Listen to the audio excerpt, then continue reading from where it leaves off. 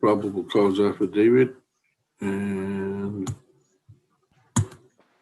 all right, Mr. Schaefer, Good afternoon, Your Honor.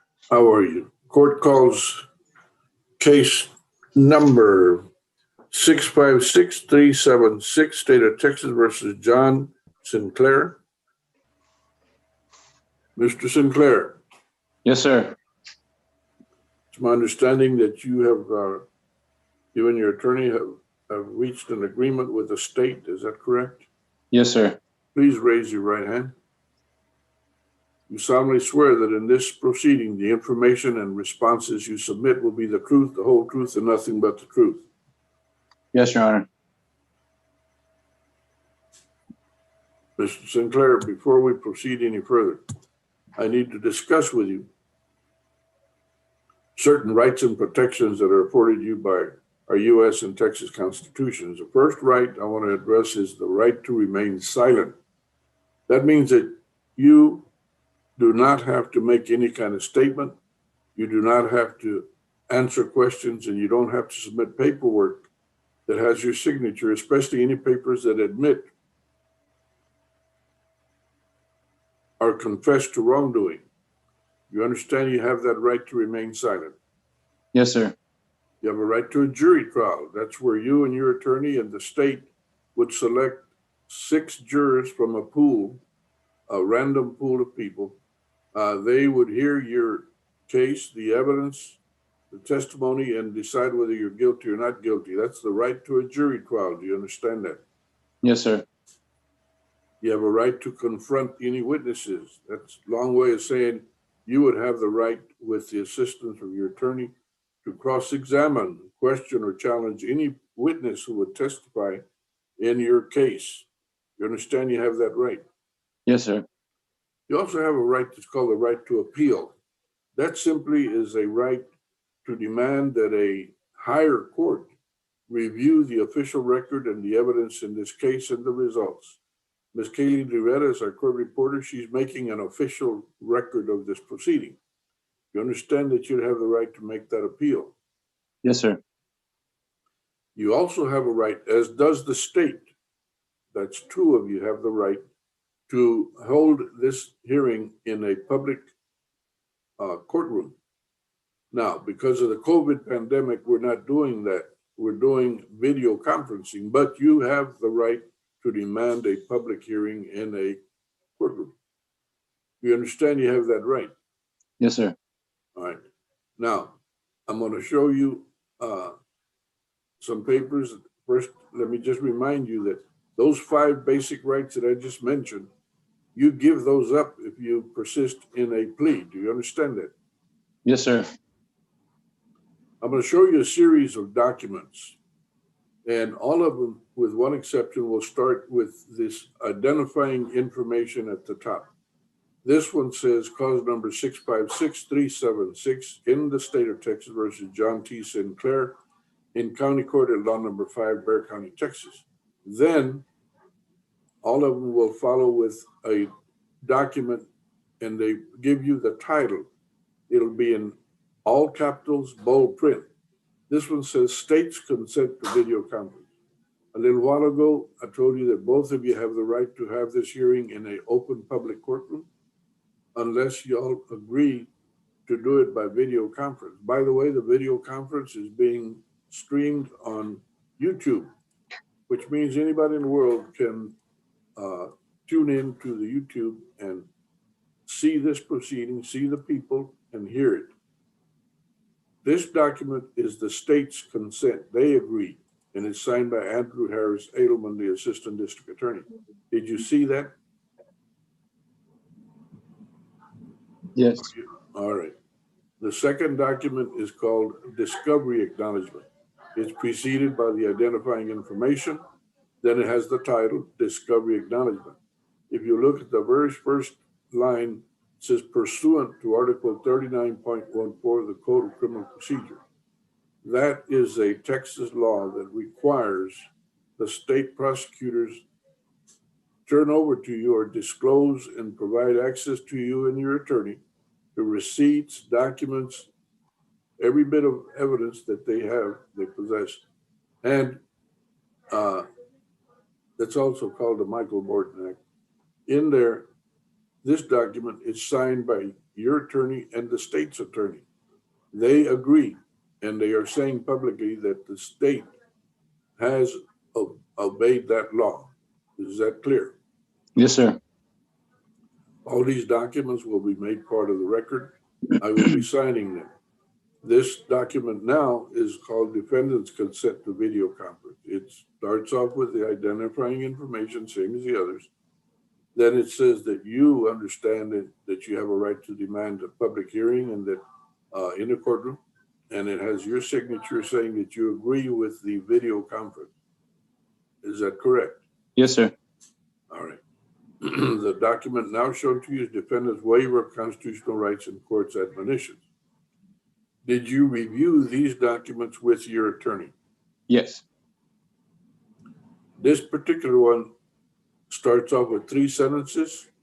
They tell me that you don't need me to read the official accusing documents, that you know you're charged with theft 100 to 750, that you're going to plead nolo contendere to theft 100 to 750. Did you see and understand that information? Yes, sir.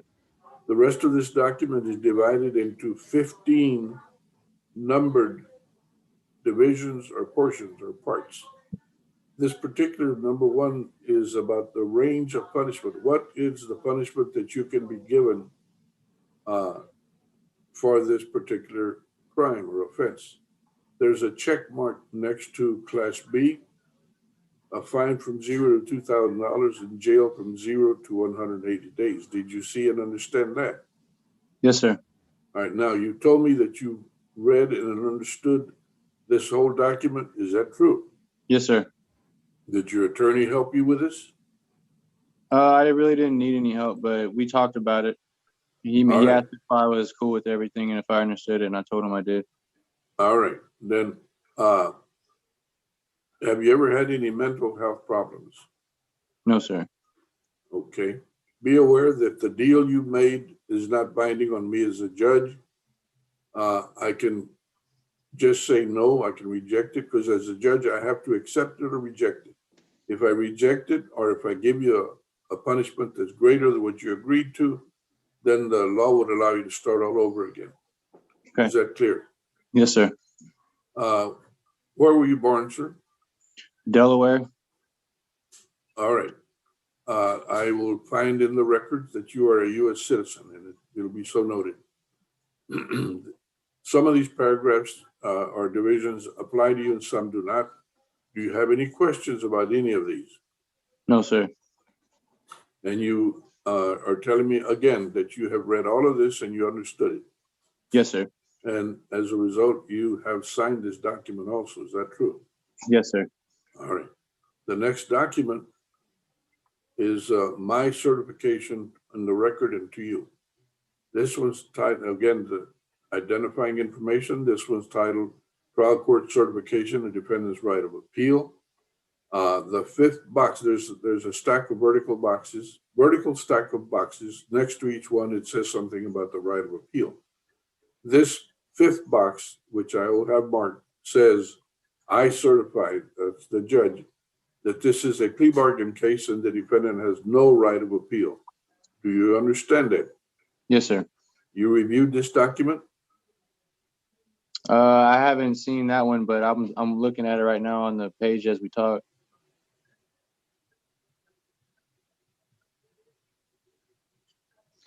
Judge, I've explained to him that if the court, for whatever reason, doesn't accept the plea, he gets to withdraw any paperwork, any signature, or any testimony related thereto. Okay, Right. This document though is talking about the right of appeal, and I'm saying he does not have a right of appeal because this is a plea bargain. Did you explain that to him? Yes. All right. The next document is what's called a plea agreement.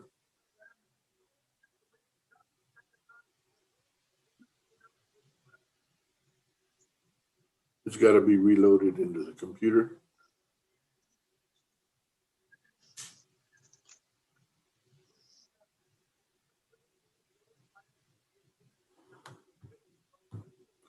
All right. The plea agreement is the deal in effect that you made. This one has identifying information a little bit different from the other. It says State of Texas versus John Sinclair, case number 656376. The first two boxes will be marked. The first one being, again, a reminder about the right to remain silent. Then the second box identifies you as a U.S. citizen. You told me you were born in Delaware. So that one is will be marked. Now Judge, we have a, hello. For the record, I want you to note that Delaware is one of those northern states, okay? Yes, sir. I make note of that. This section is defendants' acknowledgements. That means you are saying these things that are stated here. There's 5 boxes stacked vertically, and next to each one, a declaration concerning your constitutional rights and protections. Did you participate in reading all these and marking those boxes? Yes. Yes, sir. All right. Now, proceed. There you go. This section here says that you are charged with theft, and that's what's marked. Is that correct? Yes, sir. All right. To the charge of theft, sir, how do you plead? Nolo contende. All right. Nolo contendere is a plea that in this court is taken as a guilty plea. Do you understand Yes, that? All right. Yes, sir. I hereby order you to appear in the offices of County Court at Law Number 5 for the purpose of finishing any information that you didn't put in there in the forms, and for having your thumbprint placed on the documents as required by Article 38.33 of the Code of Criminal Procedure. Okay. All right. Based on your plea of nolo contendere and the evidence, I find that you are guilty. You are sentenced. The punishment is 2 days in Bexar County Jail, 0 fine, 0 court costs. You are given credit for time served, time and money to run concurrently. And the court finds that you have satisfied that judgment already. Therefore, you owe nothing further to the state of Texas or to this court concerning this particular charge. I will be signing that document. Sir, do you have any questions? No, sir. Mr. Schaefer, do you have any questions? No, Judge, I just want to remind my client to pass by County Court 5 to give his thumbprint. Okay, All right. we'll do. That is in the hallway behind County Court 5. You'll find the officers there. You can't miss them if you walk through the hallway. Yes, sir. Mr. Edelman, any questions? Nothing from the state, sir. Thank you. Then this concludes this particular hearing.